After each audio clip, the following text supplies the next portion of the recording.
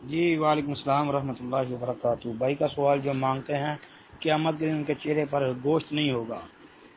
جی محترم بھائی، جو جان بوجھ کے مانگتے ہیں، یعنی جن کو ضرورت نہیں ہوتی ویسے ہی مانگتے رہتے ہیں، عادت بنا لیتے ہیں، یہ ان کے متعلق ہے جنہوں نے پیشہ بنایا ہوا ہے۔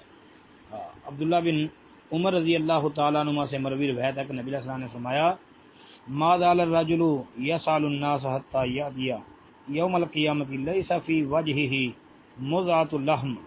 آدمی لوگوں سے ہمیشہ سوال کرتا رہتا ہے یہاں تک کہ وہ قیامت والے دن اس حالت میں آئے گا کہ اس کے چہرے پر گوشت کا ایک ٹکڑا بھی نہ ہوگا۔ یہ صحیح بخاری کے اندر 1484 نمبر کتاب الزکوٰۃ میں، صحیح مسلم میں 1040 نمبر کتاب الزکوٰۃ میں، اور اسی طرح جو ہے وہ امام نسائی کی السنن الکبریٰ کے اندر جو ہے موجود ہے۔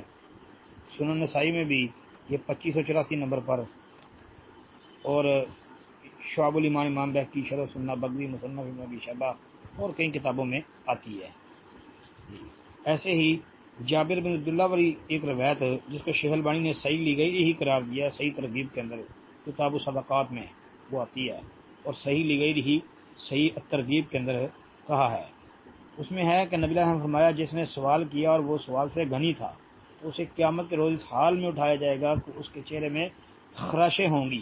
جی تو اس لیے یہ پیشہ جو بنا لیتے ہیں نا مانگنا، حالانکہ ان کو ضرورت نہیں ہوتی، تو جو عادت بنا لیتے ہیں یہ ان کے متعلق ہے۔ جی السلام علیکم ورحمۃ اللہ۔